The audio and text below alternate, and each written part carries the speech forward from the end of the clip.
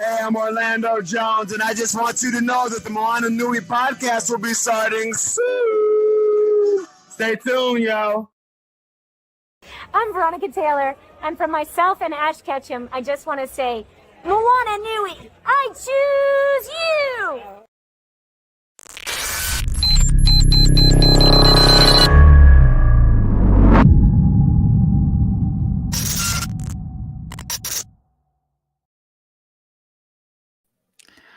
Aloha mai kako, everyone. Welcome to the Moana Nui podcast. It is great to be with all of you this evening.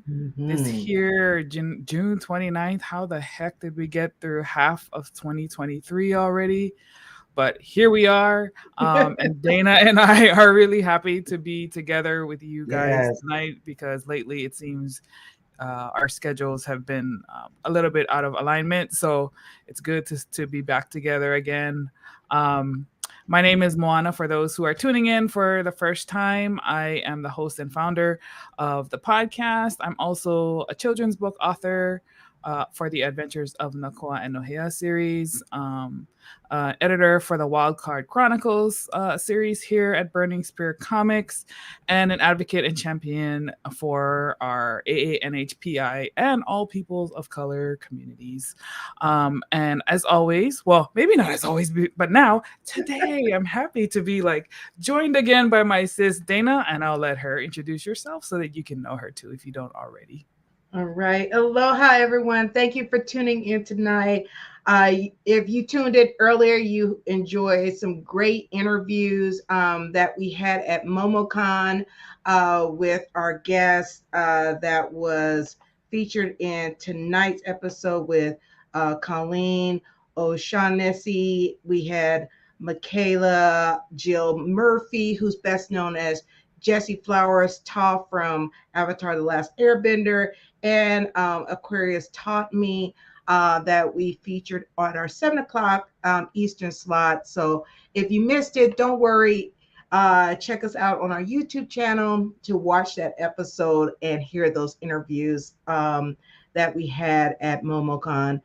But of course, to let you know about myself, I am the other half of the Moana Nui podcast. I am a photographer, event planner, voice actor, and a whole lot more. And of course, I have to hang it back over to the yin to my yang, the Renaissance woman of our time, the woman who is running 45 miles per hour while still trying to do 20 different things. I'm going to hand it over to my sis, the lovely, the beautiful Moana. Thank you, Dana. And before we get started and introduce our wonderful guest tonight, I wanted to acknowledge and really announce that Dana and I on the Moana Nui podcast, we now officially have our sponsor. It's called Papa Ola Lokahi, and it is an organization in Hawaii who is focused on improving Native Hawaiian health and outcomes. With particular focus on culture, mental health, and all of the important issues that are affecting our community. So going forward, you'll see some changes and adjustments in our content. I think you guys are really going to enjoy it, especially for those who either have been to the islands or have wanted to go. You'll get to see some of the real life issues and conversations that are ongoing in the island. So beyond the typical commercial pitch, trying to get you to come, we'll share with you all a lot about our community, what makes us special, and the ongoing challenges that we do face. So shout out to the Papa Ola Lokahi family, and we'll continue to share their message and highlight their partnerships as we go forward. So mahalo to them for supporting our show and helping us to keep this platform going and expand the wonderful content that we get to offer with our community. Yes. All righty. So tonight we have a very special guest that I had the pleasure of meeting in person at Kauai Comic-Con earlier this year. I think it was in April. Most people know him from Comic Book Men. And so maybe he doesn't need an introduction, but I feel I love giving everybody their flowers, their lei, their Right. kudos. So I'm gonna read his impressive bio, and then I'm gonna bring him on, and you all can get to know him a little bit more. So our guest tonight is Ming Chen. He entered the world of podcasting in 2007 as one of the architects behind Kevin Smith's Smodcast network. His first responsibilities included all the technical aspects of the network, as well as design, maintenance, and marketing of their online presence. And as their network grew and more shows were added, Ming was asked to create and co host podcasts of his own, some of which you guys, I know for those who are watching from his channels, are surely familiar with them. But the award winning I Sell Comics, the Smodco's Morning Show, lots of S's. We need to hear about what's the story behind that. The Secret Stash, which is the official Comic Book Men companion podcast. And he can also be heard as an occasional guest on the massively popular Tell 'em Steve Dave podcast. In 2011, Ming joined the AMC hit show Comic Book Man, along with a shared universe co-founder, Michael Zapcic. Sorry, Michael. Ming's gonna show. I should have asked that question before he came on. I want to make sure I'm pronouncing the names correctly. But based out of Kevin Smith's comic book store, Jay and Silent Bob's Secret Stash in Red Bank, New Jersey, the show focuses on amazing comics and vintage toys and the stories behind them. It's the first TV show to use podcasting as part of its narrative. And based on the popularity of the show, Ming became a frequent featured guest at numerous conventions around the world, to include New York Comic-Con, Comic-Con Palooza in Houston, Walker Stalker Con, Heroes and Villains Fan Fest, Edinburgh Comic-Con, Calgary Comic-Con, Entertainment Expo, C2E2 in Chicago, and so much more. And it was at these conventions where Ming's podcast attracted his listeners and started to approach him for advice on starting their own shows. And that became the genesis behind a shared universe podcast studio, which we'll be talking about tonight. So with that said, let us bring on Ming to the show. Aloha, Ming. Welcome. Aloha, guys. How are you? Doing good, doing well. Thank you so much for making time in your schedule to be with us here on the show. I know we have a lot of folks who are looking forward to this episode, and so we're really excited to have you. It was many months in the making, my friend. Yeah, I mean, I literally think we scheduled this when we were at Kauai Comic-Con way back in the beginning of April. And yes. You know, I live my life, you know, as Vin Diesel says, a quarter mile at a time. That's right. Right? And so I was like, you know, when do you want to do this? June 29th. It's like that's forever from now. And now here it is. So yes, very honored to be here with you guys. Yes. Yeah, we totally get it too. I mean, and the only reason why it was like June, because I was like, we're already booked up for, you know, like Love it. May. And love it. And you know, even better, you know, your intro and all the people you interviewed at MamoCon, all my favorite people. I party with Michaela Murphy, Veronica Taylor. He is so awesome. And yeah, I last saw Orlando Jones at a con in LA, and you know, what a great guy. I was like, hey, can we joke about that? You know, I think he was in a movie called Double Team, or with Eddie Griffin, or Double Team, or something like that. And you start busting out lines. So yeah, this is why I go to conventions, so I can geek out with these people that I've seen on movies and TV for sure. Exactly. I feel you on that. I love Orlando Jones. Like, we got to talk to him at BlurredCon last year, and he's so amazing, so down to earth, and like generous with his time. Yes. I think we were supposed to have like 10 minutes, and we sat with him for almost half an hour. So yeah, by the way, I don't know why it took me this long, but I learned the meaning of the word blurred. Like, I thought it was like otaku. I thought it was like an anime term. And I was like, wait, what blurred? Black nerd. So cool. I don't know why it took me that long to realize that, but well, better late than never, I guess. So I love it though. I love it. Yes. It is a great con. We should get you there too. Let's talk to you. It would be an honor to be at BlurredCon. I didn't even know that. When and where is BlurredCon? We're So coming. Blurred is here in DC, Hmm. and it's next month, right, Dana? Yes, it's Well, actually next next week. weekend. Is it next weekend already? Oh my Oh, god. wow. Okay, maybe Yes. not this year, but Oh, if you would put in a good word for me, I would love to be there. yeah, absolutely, absolutely. We'd love to. What's up, Tony? Bob Corbeil and Ryan Robinson in the comments, guys. If you're here, Yes. feel free to engage. Drop some. If you have questions, feel free to ask them. We have a bunch, but we definitely want to make sure our audience is included in this conversation as well. Yes, Tony, we are back together again. I know. We're trying to improve those statistics. Those are the most important statistics. It's the Alrighty. hustle Well, behind the scenes, making things happen. Moana's making stuff happen. I'm making stuff happen, and we yes, eventually meet in the middle. that's right. It's all for the greatness of the show. You guys won't see it for a while, Yes. but we're lining up some really amazing things for this podcast. So Yes. it's great. Hmm. All right, but it's not about us. We here to talk about Ming. So, um, Yes. Ming, one of the first questions we love to ask our guests especially the first time they come on, is we like to start with the Pico, or your origin story. Tell us a little bit about yourself and something special about your hometown where you're from. And I think with you, you've been to a bunch of different places, so would love to learn a little more about that.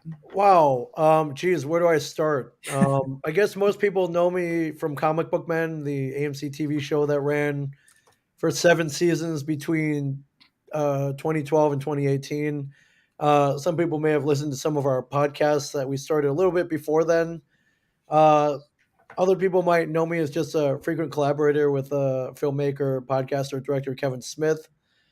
And then I guess the other people would know me as a guy who just goes to a million comic book conventions every year.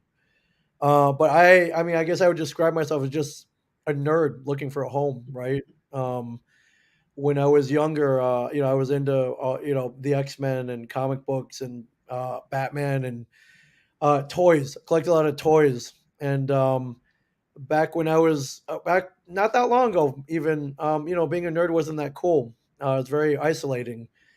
Um, if you try to talk about the X-Men or Vibranium or the Force with people, you would get blank stares back, and I always hated that because I knew all the stuff that I liked was really, really cool, and I was just trying to tell everybody else how cool it was, and nobody was listening to me at the time. So, eventually you find the people that also understand you.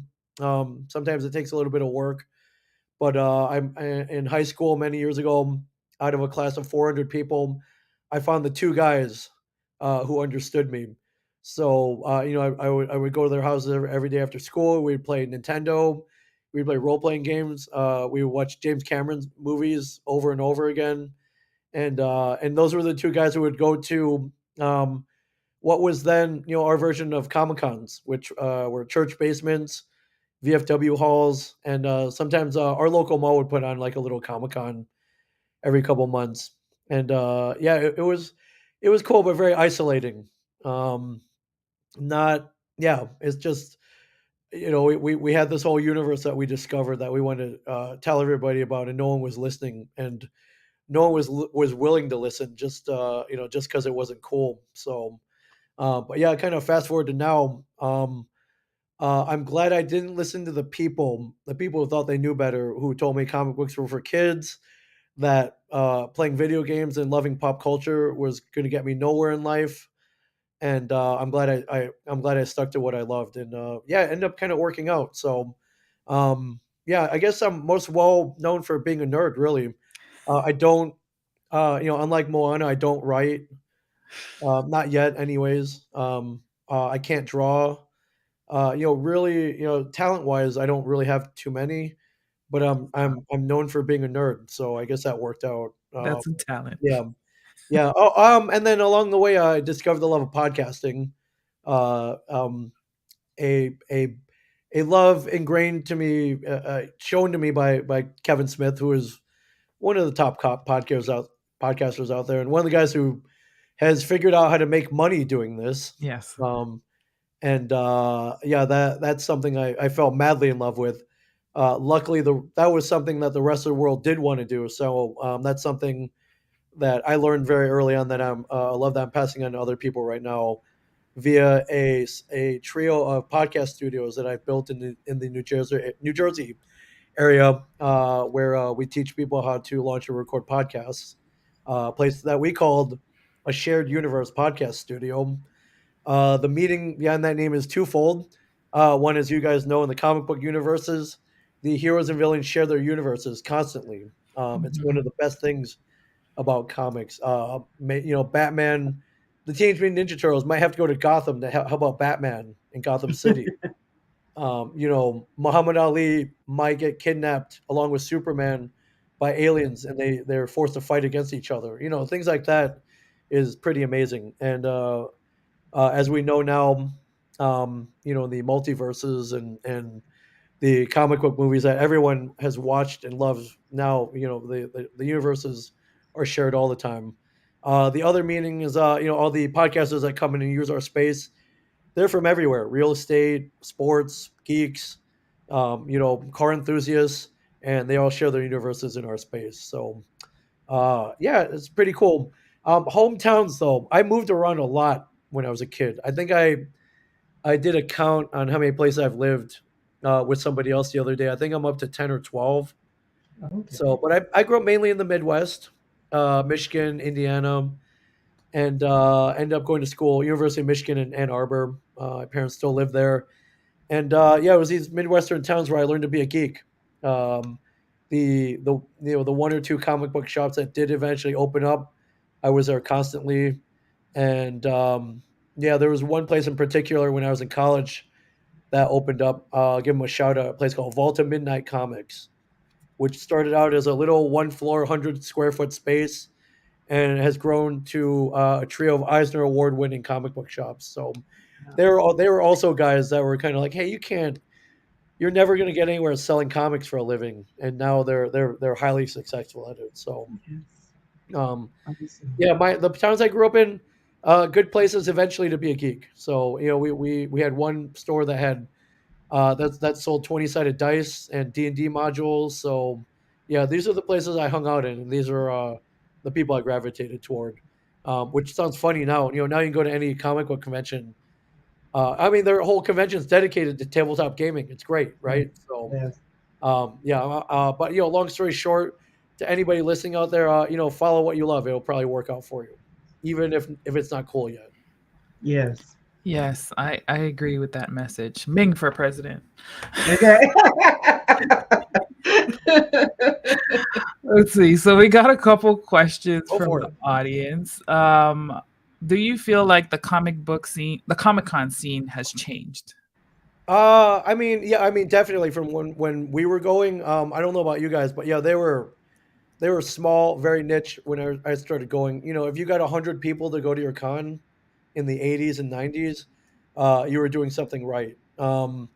Yeah, I mean, now you walk into the convention center. Even the smaller conventions are 3-day affairs, take up entire convention centers, and they feature multiple celebrity guests, hundreds of vendors, hundreds, panels throughout the whole weekend. Um, Artists of note, artists that have actually worked on Marvel, DC, Image, IDW. Yeah, it's definitely grown. I love it, although it's kind of, when we were doing it back in the day, it was for fun, right? We were doing it out of the love and fun.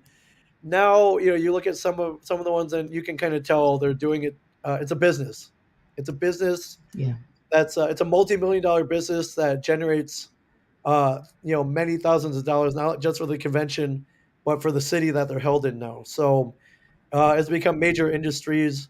If you look at like San Diego is probably the biggest example. I think they said they make like 40% of their revenue in Yes. that one week during Yeah. San Diego Yeah. Comic Con. I Mhm. think things like Dragon Con in Atlanta, same thing. Um, Yeah. yeah, it's funny now when you throw a convention, a lot of people measure by, all right, what's the economic impact? That's the term they Mhm. use on Yeah. the city that they're in. So they've grown. I love it though, because it means I don't get the blank stares anymore. I can Yes. walk into a building with 10,000 people who know what I'm talking about. And not only that, Mhm. but we can have a really cool discussion about it, or we can go to a panel with the guy who created the stuff that we're talking about Right. and Yes. ask them questions directly about about the thing we're talking about. So it's pretty amazing what things have grown to. And yeah, and if you look, they're getting bigger. I was at one time afraid that the pandemic was going to be the end of Comic Cons, and I got really bummed out for a second. I was like, wow, what if I never go to a Comic Con again? Like, what a scary thought. And it could have happened, but luckily, not only luckily did that not happen, but I mean, they've grown. There are multiple conventions Yes. every weekend now, and as far as I go, I'm not a Chris Evans or a Chris Hemsworth or any of the Chris's, but I'm getting booked at conventions every weekend. Almost until the end of the year. So it's pretty cool. I mean, not only is it what I love to do, but I love seeing Comic Cons in this industry and this type of fun grow, and having other people who may have not been to a con before get exposed to it. So yeah, I think the health of the industry is pretty good. I mean, long story short, it's changed. It's just gotten way bigger. It's gotten way Mhm. bigger, Yeah, but way more fun too, and more accessible for sure. Definitely. exactly. Well, Ming, another question coming from the audience, of course, beauty of conventions. A lot of people get exposed to indie comics. Do you read any indie comics? And if yes, what is your current favorite indie book? KY Run 49, great question. So I read a lot of indie books, and this is why. I think the next big thing is going to be come from an indie property. We've Mhm.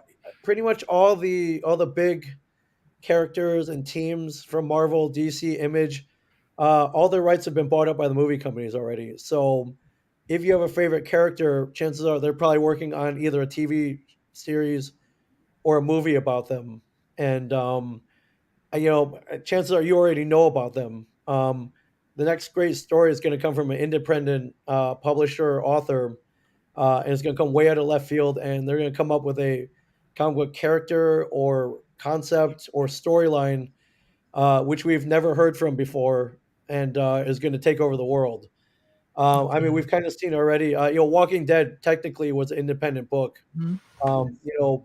A lot of so many independent properties from innovative creators and writers. They're going to be the next best thing. So anytime I'm at a convention, they're usually full of booths with indie creators just trying to get the word out on their books. And I always make it a point to stop by to give them some encouragement. A Yes. lot of the times, if I can't get out away from my table, they come to me, and God bless them. They're like, "Hey, this is a book I'm working on. I would love if I could give you a copy if you would read it, and tell me what you think." And yeah, one of these people is going to be the next Yes. big, Walking Dead or Paper Girls or Y the Last Man Mhm. or something like this. I am currently um, promoting and loving a company called Blue Juice Comics. They're named after the blue milk from Star Wars, and they have a comic book called The Accelerators, and the it's a time travel story their hook is that there's a time travel device called a donut. It's a blue glowing donut shaped object that will send you forward in time, but you can't go back. So it's pretty cool. And in that world, they also run a thing called the Time Games, where they can go back and kidnap warriors from different eras and pit them against each other in a gladiator ring. They call it the Time Games. So Oh my god. they'll grab World War II soldiers and pit them against Roman era war soldiers or something like that. And that's what they do for entertainment in the future, which is pretty cool. So the book is called The Accelerators. Pretty amazing property and pretty amazing book. Yeah, I'm hoping it gets turned into a TV show or a movie someday. Yes. That's Definitely check it I, out. The yeah. Accelerators, Blue Juice Comics. Blue Juice Comics. Alrighty, y'all. You heard it here. Check it out. Yeah. I'm interested. I'm intrigued. Yes. Intrigued. And Ming, I love that you brought that up because a lot of people don't realize webtoons, a lot of the webtoons that are being created, Mhm. which is a version of indie comics in a way, but online, are being turned into shows on Netflix. Netflix is churning these out lately with a lot of those and things like that. And a lot of them are getting really big, like Lord Olympus and things Yep. like that. So Yeah.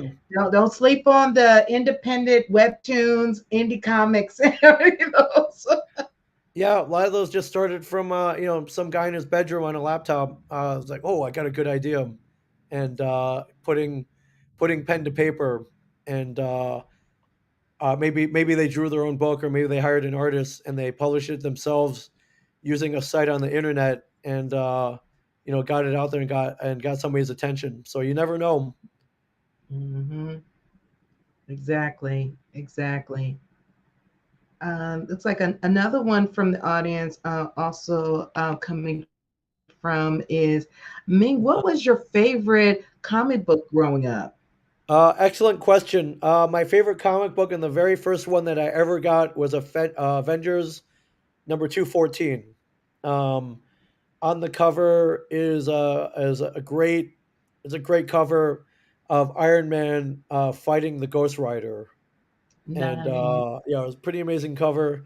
And in the background, you see Captain America and Tigra and Archangel kind of watching the fight. Worried about their friend Iron Man, fighting the villain with the flaming skull, the Ghost Rider. It's the one that pretty much changed my life. When I was in first grade, one of my classmates had an extra copy and he gave it to me. And it was the first comic I read cover to cover. It was the first one that I got, the first one I got to keep for myself. And yeah, it's tough. Anytime anyone's like, hey, who's your favorite comic book character? I was like, hey, can I just pick a whole team? Right. I started out reading the Avengers. I loved all the good guys. So um, that was my favorite and very first one growing up. I still have it, and it's kind of one that I make a point to buy anytime I see it. So if I'm at a comic book shop outside of my hometown, or maybe I see a cool copy at a comic book convention, I'll pick it up. Just it's my way of giving back, I guess. So That's awesome. yeah, Yeah, Team Ghost Rider right here. That was yeah. maybe that's why I ride motorcycles right now. Maybe not. Oh, I mean, I think that's a pretty big influence right there, my friend. Pretty big influence. Oh, I loved it. Love it. Okay, let's see. I think we have Yeah, that's the one that changed everything. Yeah, that one definitely kickstarted my love of comics, and never really looked back. that's awesome. Nice. Which Comic Con guest did you most want to meet in all the conventions that you've been to? I mean, there's so many, right? I think the one that comes to mind, I got to meet a couple times. Carrie Fisher from Star Wars. Oh, nice. Rest in peace. But yeah, and she. I love Carrie Fisher's. They would, whenever you took a photo with her, she insisted that her dog Gary Fisher was in the photo. And Gary was this big French bulldog with his tongue hanging out of his mouth, and yeah, I think Gary Fisher became kind of iconic, especially after Carrie died. Like he was kind of like the last remaining connection to her. So, so much so that for a while, Gary Fisher would show up at Comic Cons as a featured guest. I think you pay $10 to take a picture with him, and you could get his paw print, as an autograph. And I think he donated a bunch of money to animal causes, That's very cool. which was cool. But like literally anyone from the original Star Wars universe, those are the people I want to meet. And I've been fortunate enough to meet all the ones that are still alive. I think for the most part, no Harrison Ford yet, but pretty much everybody else I've at least got to meet for a second. So yeah, that's that's definitely one. In 2017, Wizard World Philly threw this huge convention where Yes. pretty much all the Avengers showed up. Chris Evans, Chris Hemsworth, Tom Hiddleston. Yeah, probably more. Most of the Back to the Future cast showed up. It was pretty crazy that year, and Hmm. I got to meet a lot of them, which was pretty amazing. Nice, Yeah, nice. I was there. That was a really good con. Yeah, basically anybody from '80s sci-fi Hmm. that does conventions, those are the people I want to meet immediately. So, That's awesome. Nice, nice. but Star Wars is my big fandom. So, Yeah, so I gotta ask, like, what's your favorite Star Wars Star Wars. character? Oh, it's a great question. I think like everyone chooses Boba Fett, right? Boba Fett's a pretty cool character. Spawn the Mandalorian is iconic, mysterious, awesome. Um, but yeah, lately I've been lamenting that we never got to really see enough of Darth Maul. Ooh, I agree. Darth Mhm. Maul and Ray Park, who plays him, like really great. He does such a great character. Died way too soon. Hmm. I Yes. feel, which is one of many things wrong with the Phantom Menace. I know he gets to come back in the Clone Wars, and then we see him in the Solo movie, and hopefully we see a lot more of him. Yes. Because I was like, how are they going to top Darth Vader? Like, Darth Yeah. Vader is one of the most iconic villains Yes. in history, and I think they either they matched it or at least came very close with Darth Maul for sure. Mhm. Yeah, I agree. More Sith, please. Oh yeah, for Yes. sure. Love it, love it. Let's see. It looks from Nick from the audience asks, how many speakeasies have you found on your con travels? I mean, so I travel a lot, my friends. I go to Comic Cons almost every weekend, Sure does. and I do them because I love going to. I love them. I love being in that environment. To me, the Comic Con is the best 3-day party of any weekend. But it also gives me the opportunity to travel and explore many cities that I probably wouldn't go to otherwise. And one of the things I found out is in most cities, there's usually a hidden bar somewhere, a Yes. speakeasy like Al Capone, secret handshake, secret passcode, a bar sometimes hidden behind another bar, hidden in plain sight somewhere. And for some reason, I'm fascinated with them. I just think they're cool. I think it's a product of a bygone era. We don't need to hide bars anymore. Prohibition's over. But the fact that you could go to a really cool bar that nobody else knows about, even the people who live in that town, maybe even the person in the next building over and in the next room over doesn't know it's there, and find it and kind of be like, all right, this is kind of our secret. I found a cool place. I'm only going to bring people I love here. Is to me a very cool thing. So I'm trying to find one. I'm currently in Lansing, Michigan, for Capital City Comic Con, and I've yet to find a hidden bar in Lansing, Michigan. But we're gonna, if there is one here, I'm gonna find it. All right. Yeah, talk to some of the real locals. They may be able to guide you to where you Oh need to yeah, go. yeah, for sure, for sure. There's one somewhere here. I can feel it. Yes. Yes. So Bob just made a comment, which was one of the things that I was going to touch on, is that Ming is the most down to earth, personable, friendliest, welcoming guest I've ever met at a con. Thank you. And I can definitely agree with that sentiment. So I know you love going to these events to engage with the community. What's one of the most memorable moments that you had interacting with the fans and everything? I mean, I think I love that Comic Book Man was pretty much accessible to anyone from the ages of 4 to like 90. Like I've met grandmothers, I've met entire families that watch it together. I think that's probably my favorite part. I love meeting the little kids who watch it. Um, and I mean, I never would have thought that me and my friends making fun of each other in a comic book shop would appeal to children. But for some reason, they love our wackiness. I guess they love our interactions, and we're based in a comic book world and talking about pop culture. So I guess it shouldn't be that much of a surprise. But I never thought that kids would like it. I would meet a group of kids. They're like, "Oh man, we would watch the show and then get together in the playground later and talk about it." Oh, that's awesome. I was like, "Really?" Like I remember doing that when I was a kid. Like when Yes. but like we would talk about cool shows like the A Team and Knight Rider. Not like comic book men. Like I don't think we measure up to Knight Rider or the 18, but yeah, I guess by those kids telling me that, I was like, wow, that's pretty cool. Yes. I've talked to some parents who are like, oh yeah, my kid loves the show. We don't let him watch it until he finishes his homework. I'm like, wait, you use comic book men as like a carrot on a stick, Yes. but it worked. I was like, Mhm. that's cool, man. Like that's really, I thought that was, yeah, I think that's really cool for sure. Um, so those are always memorable moments. I think two memorable moments that come to mind. I did a con in the next time over from one that I grew up in. Town called Elkhart, Indiana. There's a pretty cool convention there called Hall of Heroes Con. I grew up in the next town over.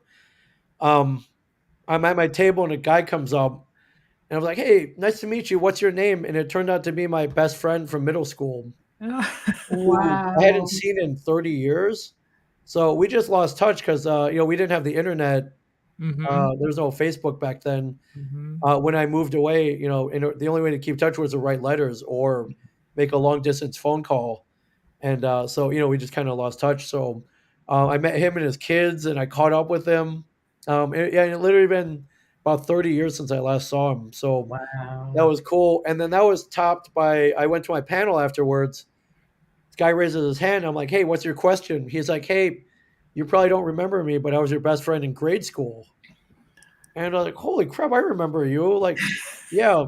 So that guy, I literally not seen in 40 years. That's awesome. As I moved again, I moved around a lot, and we just lost touch because there was no means to, there was no texting back then or Yes. No, nothing. instant messenger or Facebook Messenger.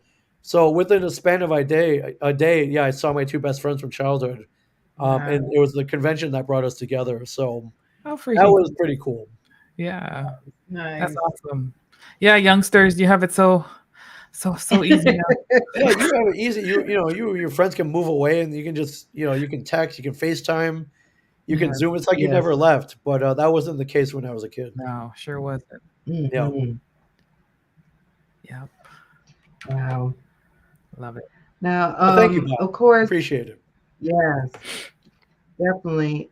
Looks like someone also asked from the audience, Ming, what is your take on Endor? And are you looking forward to a season two, if anything? I loved Andor. I thought well acted. I mean, it was one. A lot of people are complaining about all the Star Wars stuff now. Some people didn't like Solo. Some people didn't like the Obi-Wan Kenobi show. And I Mandalorian third season, seeing a lot of complaints. Nerds love to complain, but I think Andor was one that everybody kind of like Mandalorian. Everyone kind of agreed that Andor was very well done. Um, I mean, I just love seeing heists in the Star Wars universe.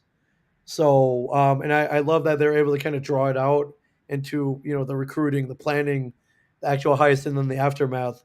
So that was cool, and I'm glad they're doing a season two for sure. My take on kind of the Star Wars fandom now. I think people are complaining way too much. I mean, I understand a lot of it. We all have very high expectations for the universe and our beloved characters. But for me, I just like seeing more Star Wars, like as much Star Wars as I can get. I remember back in 83, 84, after Return of the Jedi, I remember reading an interview with George Lucas. He's like, "Yeah, well, I guess that's it. I, I think I'm done." He was kind of like, I kind of have had loose plans for a trilogy that came after and before, but I'm probably not going to do them. So, I hope you enjoyed the show." And I was like, "Wait, no more Star Wars, no more toys, no more like what? What am I going to do with my life?" And and since there were no more, and he made it public, I think people just kind of, the Star Wars love just kind of faded out. If there's nothing to look forward to, the fandom not really dies, but it's diminished for sure. And they made it. There was the Ewoks and Droids TV shows, but that was pretty much it. And except so the people who kept Star Wars alive were guys like me and my friends who would watch it maybe once a month or once every couple months, and we kept it alive. So for a while, I thought there was going to be no more Star Wars anything. But in my head, I was like, wait, you guys built this huge, awesome world. Like, what about, like, you could do a whole separate thing on Boba Fett. You could, like, what about this guy's backstory? What about this? And so I'm just happy to see anything right now, because up until, between 83 and I guess really the special editions in 97, for 14 years, there was no new Star Wars stuff. So I feel very lucky that there's anything at all. And I feel good that there's probably more Star Wars properties and fandom right now than there ever has been. So that's pretty cool. Yeah, I really agree with that. Love it, fellow Star Wars fan. I like the Mandalorian series. I can see like what people are saying about season 3, but like you, I'm just like, just give me the universe, man. Like Yeah. I read some of the books too, so I was like, there's so much in here. Like, it's like a huge playground. So love seeing that they're expanding the universe. My Yeah, personal and favorite I is- love that a lot of the Timothy Zahn stuff is back. So we've seen Grand Admiral Thrawn very, very yes, soon in the Ahsoka series, and yes, who knows what else. So that's cool. yeah. Lots of good stuff coming up for sure. And we got a live action Ahsoka played by Rosario Dawson. Right? Like, how cool is that? I love her so much. Even if my husband loves her too. He's not alone. It's all good. No, I really love her. She's very talented. All righty. Well, I think we hit all of the audience questions. Guys, keep them coming. If you got more, we can answer those. But I think I want to transition a little bit to your podcast and the latest thing that you and Mike are doing. Yeah. A shared universe.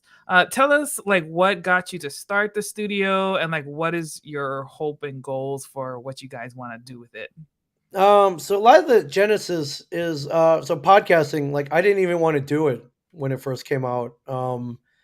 I'm more of a behind the scenes guy. I'll run all the technical stuff. I'll press buttons on a mixing board. I'll set up microphones and cameras, and that's pretty much what I did for Kevin when he started out. And I thought podcasting was just for people who had training, or for famous people, or for people with a radio background, Mm-hmm. and of which I have neither. So I didn't even want to start it, but Kevin launched his shows, and eventually he said he wanted to launch a whole network, and the network being his shows plus other people's shows that Mm-hmm. weren't just his. So he asked me and Mike to start one, and I didn't even want to do it, but he really pushed it, and he pretty much explained to me that, like, listen, this is for everybody. You don't need training. You don't need to be famous. You can be a regular person talking about any kind of passion. Yep. To do this. And I was like, wait, so I could do a whole show about comic books and Star Wars and food, which are the 3 things that I love the most, I think. And he was like, dude, that counts. That's a podcast. You will get an audience who loves those same things. And he was right. From the first moment I got behind a microphone and did it, I got hooked immediately. And I think it was even more fun for me because I didn't go to a radio school. Like, I never did it. I never podcasted before. And I found out, I was like, hey, I not only can I do this, I can do this pretty decently and talk about all the stuff that I love. Like, what a cool format. And get that episode out worldwide to people worldwide. I was like, that's pretty amazing. So I got immediately hooked. And we started out with one. We would do one show every week. Then we started another show. So we would do 2 shows a week. And it was one of those things, just like being a nerd. Once you find out about it, you want to show other people how much fun it is. So what happened with us is we started our podcast. Then we got on Comic Book Men. Then we started going to conventions, and we would go to conventions, and it was cool. We would meet people and like, hey, we like the TV show. The TV show is really good, but what we really love are your podcasts. We love listening to your podcast episodes. And to me, that meant even more because the podcast we created ourselves, right? We produce it, we book our own guests, we choose our own direction. Like, it's all self-created. And for people to listen to that and really like it, it meant a lot, because it came from our hearts, right? So eventually, the people we would meet, eventually it would be the questions transitioned into, hey, we really love your show. How do we make our own? We want to do what you guys do. We want to make a show like you guys do. You guys sound like you're having so much fun. You're talking about stuff that we want to talk about. How do we start?" And, in a crowded convention floor, I'm like, "All right, I can give you 10 minutes to teach you everything I know," which isn't a lot of time. But in 10 minutes, I'll tell you everything I know, and hopefully you get something out of it. But we had kind of always joked around like, "Hey, what if we open up like a classroom or a studio or something? We could teach like a real class and open it up to everybody." And eventually, around mid 2017, we finally did it. We rented out some cheap office space. We had all the gear already, and the idea was to not only teach classes but to rent out the space on an hourly basis to people who wanted to record their own shows. So, kind of the business model is like, hey, you want to start a podcast? Great. We teach a 2-hour class at the studio. So, sign up for that. We'll teach you everything we know, all the good stuff. We'll teach you all the mistakes we made so you don't do them either. And then any other questions you have, we will answer them for you because we've been doing this so long. And then the goal after they do that is for them to come back on a weekly basis and record their shows. So it's been going pretty well. I mean, there's a lot of potential in podcasting for sure. And we opened up right not a couple years before the pandemic. So if there was any good thing that came out of the pandemic, it created a lot of podcasters. A lot of people who thought about doing a podcast finally had all this time where they had nothing to do but podcast, and we showed a lot of them how to do it, which was cool. Um, so that helped out. Now the goal is to open more studios. To open one up in every city, and I also have this weird goal. Actually, it's not that weird, but podcasting is becoming a huge thing at Comic Cons. If you go to any Comic Con now, there's at least one podcaster set up at a booth that they purchase themselves. Maybe there's some podcasters going around the convention recording content. But what a lot of cons are doing now are building their own podcast stages and featuring local podcasters all throughout the weekend. And that's something I think should be at every convention. My ultimate dream is that, every con you have an artist alley, right? You have a whole row of artists. Why is there no podcast alley at a convention? A lot of podcasters are geeks. They talk about movies, they talk about comics. Some of them are focused solely on reviewing comic cons, even. So I envision a day where there's a podcast alley at every Comic Con. Hopefully, we're there to help it out or facilitate it. Maybe it's podcast alley brought to you by a shared universe. Who knows? That's something I'm working toward, though. So, yeah. I love that And idea. honestly, if you're listening now, Ming, and we'll you're talk after the show. I'm going to connect you to some folks Yeah. at the cons I work with. Yeah, and honestly, anybody out there is like, "Hey, been thinking about starting a podcast, and I like going to Comic Cons." The easiest way to get a free pass at a Comic Con is to write them and tell them you have a podcast. Yep. More often than not, they will give you a press pass for you and your co-hosts for you to attend the con all weekend under a press badge. And it's smart because they know leading up to the con, you're going to tell everyone you're going. While you're at the con, you're going to tell everyone you're there. And then afterwards, you're going to record the recap podcast where you tell everybody what you did at the convention that weekend. It's smart marketing in my eyes. Yeah, I totally agree with that. And I love that you're, teaching people the good, the bad, the Yeah. do's, the don'ts, and all of that.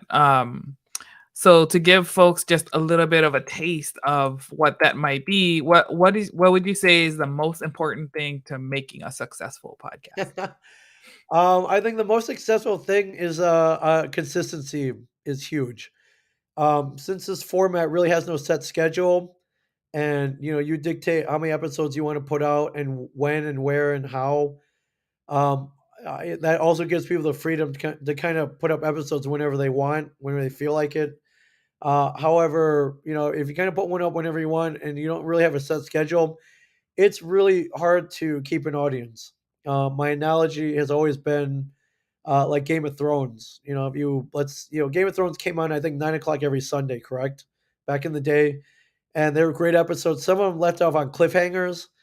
And imagine, if you saw a really cool episode and then you went to watch it the next week, and HBO was kind of like, hey, so we didn't really feel like putting out an episode this week. Maybe we'll put one out next week. We're not really sure, but stay tuned.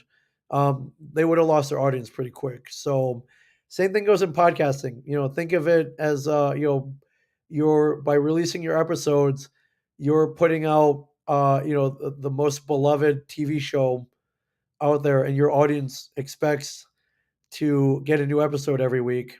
That's how you should be thinking of it. That your audience is anticipating that episode every week, and honestly, that's how you grow your audience. You get some people, and you tell other people, it's like, hey, this show is awesome. They release once a week. Their stuff is gold. You need to listen to them, and that's how you grow. The other thing is you got to tell people about it. If you have a show, you can't just sit back and expect people to just find it. It's a pretty crowded world out there. You got to market. You got to tell people on social media. You got to tell all your friends and family. You got to tell everybody you meet on the street that you have a podcast and that everyone should be listening to it, and that it's amazing, and and you release it once a week, and it's gold. You really got to talk it up. You got to market it, and a lot of people don't do that. Marketing is another job. Being on social media, telling people, putting up Instagram stories, things like that. It takes time and it takes work, but it pays off. And it's part of having a podcast is marketing it, telling people you have it.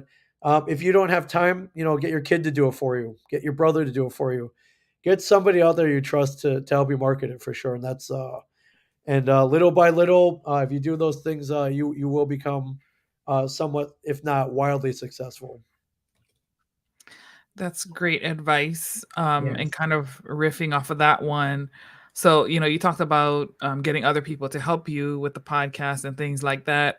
How do you choose who to trust to be a part of your team, and what elements of the podcast that you delegate? That's a great question. Most people have co-hosts for their shows. I usually have one, and it's mainly because I don't think I could talk to myself straight on for 45 minutes. I'm just not that guy. I need somebody to bounce things off of. I need people to answer questions and ask them. And frankly, I need someone to make fun of too. So, and typically that person is someone you've known for a while. So, I feel most people you chose to be your co-host, you've known them for a while. You're good friends with them. You have a good rapport. You can bounce stuff off each other. You can make fun of each other without the other one getting too mad. Things like that. So, choosing if you're gonna have a co-host, choosing a good one is key. That being said, if you're gonna choose a co-host, make sure they're as dedicated as you are. A lot of podcasts crumble. If you look on iTunes, you'll see a lot of podcasts maybe end at episode 10. You're like, hey, what happened? It's like, my co-host wasn't as into it as much as I was. My co-host couldn't commit to 1 hour a week. My co-host would flake every time his girlfriend needed him or whatever. Make sure they're as dedicated as you if you're going to pick somebody, because it's otherwise it's not going to work. That's a co-host is someone that will be there every week to record, no matter what. And that's very important in terms of consistency and putting out great episodes. Yeah, that's very true. Dana and I can attest to that. We definitely there's times when she needs a break or I need a break, but somebody needs to be there, So Yep. and we have a great community too. Popped off or traffic. Something. There's always something. But yeah, I mean, I think for us, part of building, the people that we bring on the show, we've had a couple folks that have become a part of our community. Yeah. That we work together too. So shout out to the Agents of Geekdom, Yes. and a lot of our other shows that we share space with. It is a very consistency is absolutely true. Yeah. I remember before I even started the podcast, I was trying to look at metrics, okay, how long what is the typical norm for podcasts? And I think it's pretty close to what you said, about 10 episodes, and then people disappear. Yeah, you see a lot of them crumble after that. And it's like, what happened? It's like, my co-host or whatever. Drama. A lot of podcast drama out there for sure. Yeah. No doubt. So, yeah. For sure. Definitely. So and on top of that, like as Moana said earlier, what parts of the show do you delegate, and which parts do you prioritize and oversee yourself? I honestly, most shows I think I do most of the work. So, I'm a technology guy, so I set up the gear. I outline the episodes. I think it pretty much seems to be the theme in life is where I take on most of the work. Um, Sometimes I'll complain about it, but I think I rather prefer it that way. That way, things get done. Things that way know things will get done. But I think collaboration is key as well. Most episodes, the way I prepare, I'll just write down a list of bullet points of things I want to talk about. Nothing crazy, maybe 5 or 6 topics that I really want to hit, and then I'll share that with my co-host for whatever show I'm doing. Like, hey, what do you think of these? Start thinking about these because this is what I want to talk about. Do you have anything to add? And most of the times they will. So it's a very collaborative process. And preparing that way, it doesn't take that long, 15, 20 minutes. And it's cool. And even if you don't cover everything that you wanted to in that list, save the other ones for next week. No wasted content, right? So, that's how I prepare with my co-hosts for sure. So, question from the audience: what is your most memorable Wow, podcast guest? good That's a question. good question. Yeah. Of course, I have my famous friends that we've been on with us. Kevin Smith has hopped on with us a couple times. Very recently, Jeremy London from Mallrats came and jumped in and podcasted with us. That one was pretty good. Yeah, we've had numerous ones. For any of you kids from the '80s, particularly you kids who would maybe sneak your brother or dad's copy of the Sports Illustrated swimsuit issue. One of our earliest celebrity guests was a supermodel by the name of Paulina Portskova, if anybody remembers her.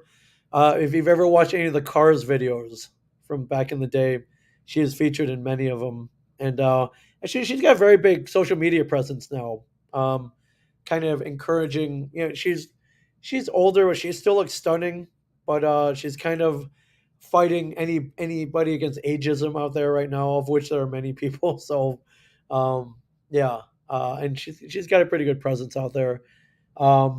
It just so happened they were doing a series of TED Talks in our hometown. We connected with them. We interviewed a lot of their presenters, but they were like, "Hey, so our big headliner is Paulina. Do you want to interview her?" We're like, yeah, can you make it happen? And all this one day, she's in our studio that we we had to clean up because we had action figures, and it was like 40-year-old virgin. We put everything in the next room. We let some geek stuff out. We didn't hide all of it, but we were like, not every day you get a supermodel come into your studio, so that was pretty cool. Oh, that's awesome. A little bit, got to keep a little bit of yourself out there, no matter what you do, for sure. Yeah, a little bit. Yeah. So I liked what you were talking about earlier about envisioning like a podcast alley at a comic book convention. What advice and tips would you have, or like gear recommendation for folks who are like wanting to do a mobile podcast when you're on the go at conventions, show and events? Because So what's great is when I started out 13 years ago, we were using gear more aimed toward musicians because there was no podcast gear back then. So, the mixing boards back then were a little older, overly complicated, and for podcasters, not really feature ridden. We're flipping knobs and dials just to get good vocal recording, and that was it. Now, if you're starting a podcast, you're very lucky because you can go to a Guitar Center or Best Buy, and there's a specific section that says podcast gear on it. Like you can go to Best Buy and pick up specific podcast gear. The recorders are super portable now, so I use ones by a company called Zoom, not the video conferencing software, but the audio gear company called Zoom. You can find them on zoom.us. Wait, no, that's the other Zoom. Zoomsound.com. Sorry, I screwed that up. I think Zoom Sound is the website for their gear. Big fan of their recorders.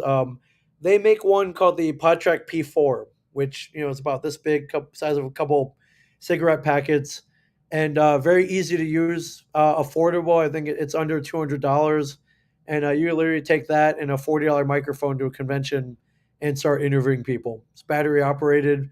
Yeah, you pretty much hit a record button and you're off and running. So, um, and Zoom actually came up with a new product. It's in the shape of a microphone, but it's got a recorder built in.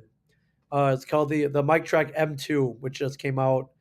And full disclosure, they came down. I shot a whole ad with them using it. I went around to a farmer's market and interviewed people with it, and it was pretty cool. My intention is to take one of those and go to Comic Cons and interview people.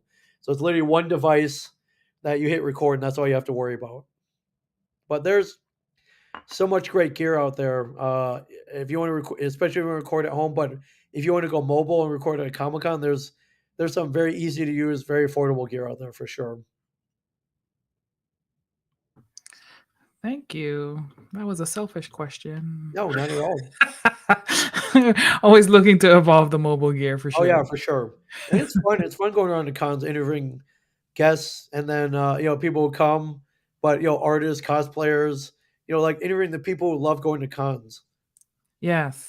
Yeah, getting all the different perspectives is really cool for sure. Yeah, and one day I'm hoping all the celebrity guests, once they see the podcast alley that we build, they're Come gonna on want to over. come over and spend 5 minutes with each of them.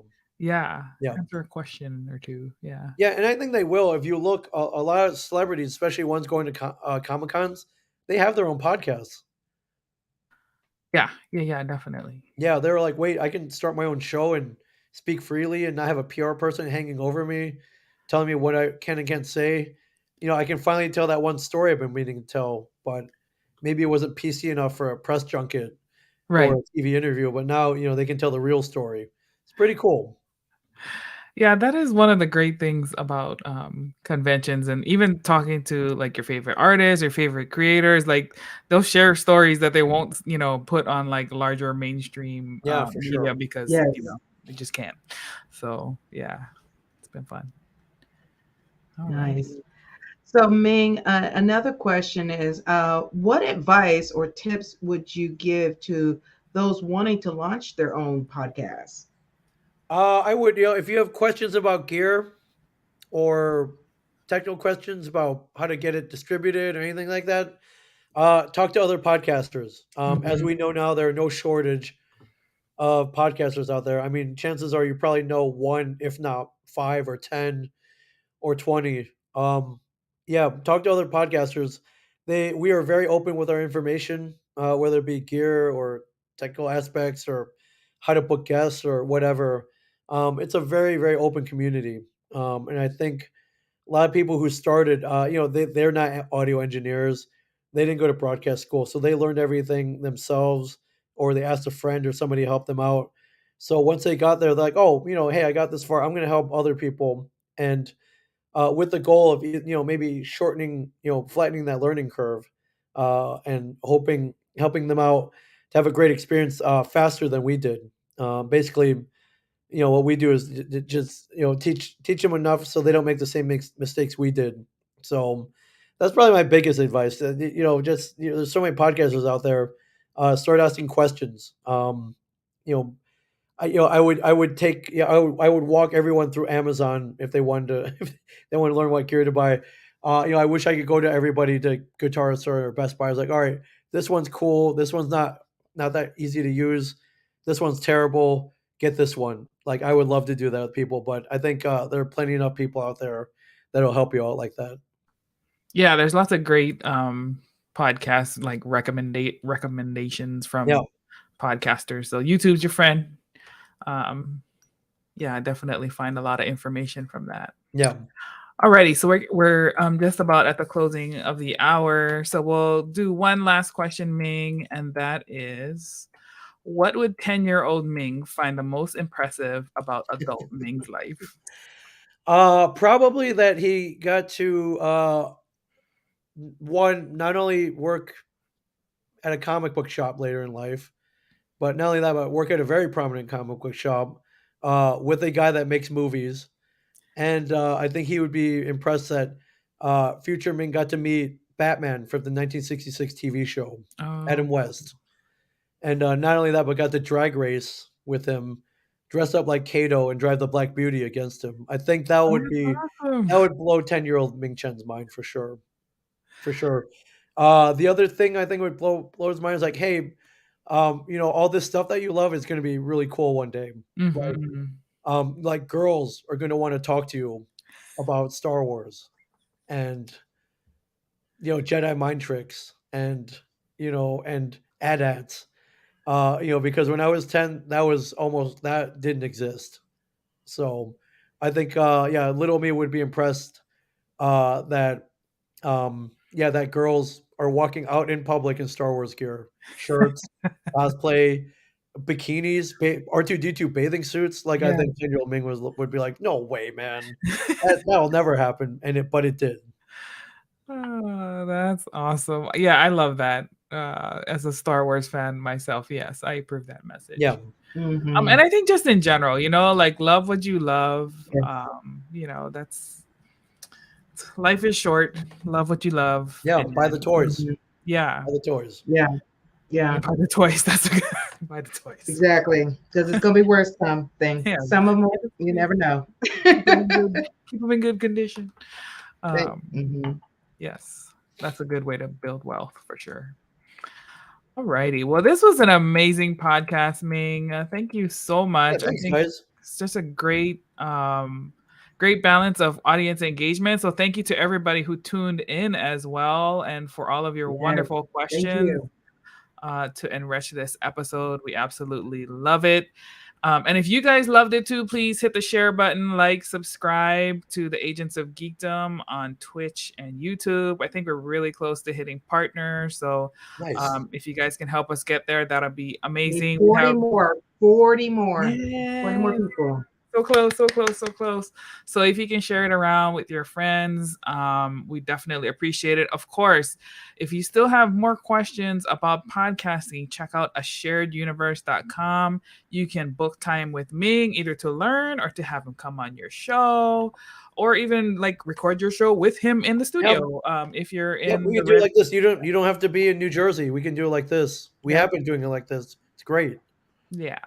So definitely check out what he's doing, and we wish him all the best as he continues to expand his little empire of podcast studios around the country.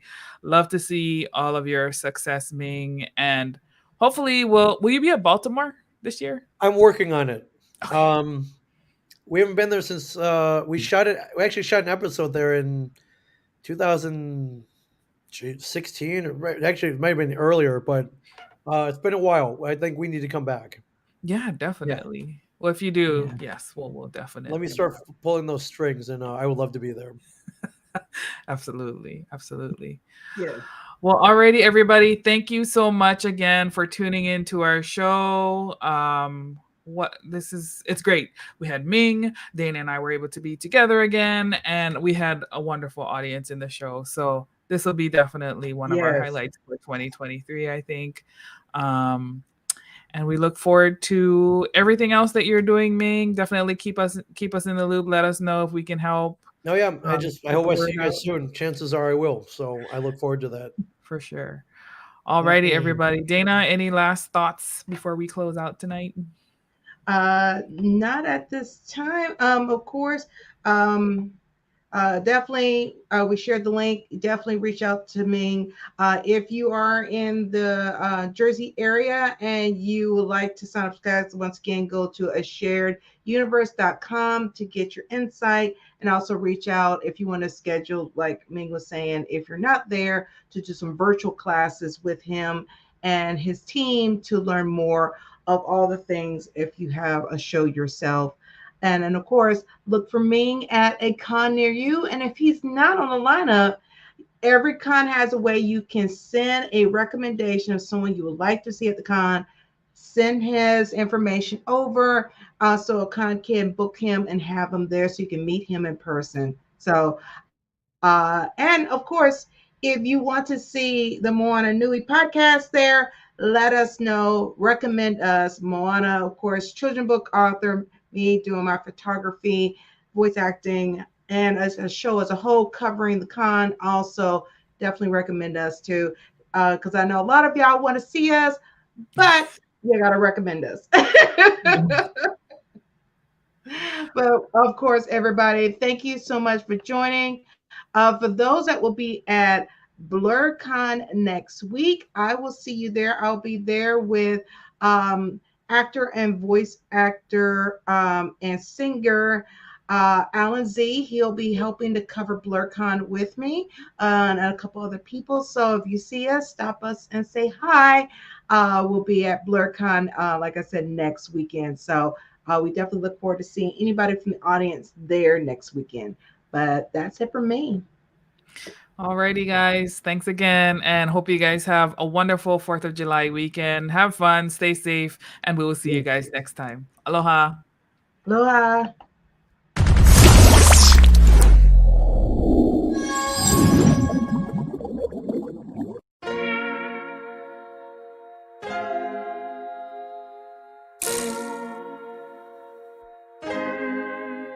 So many stories left to tell, even if we have to ourselves. Can't keep history on the shelf. If we won't tell it, we will. If this the land of the free, it was a freedom then, when they annexed Hawaii and called it Cedar Lands, without any type of payment and no signing off. Called themselves the Republic in 1894.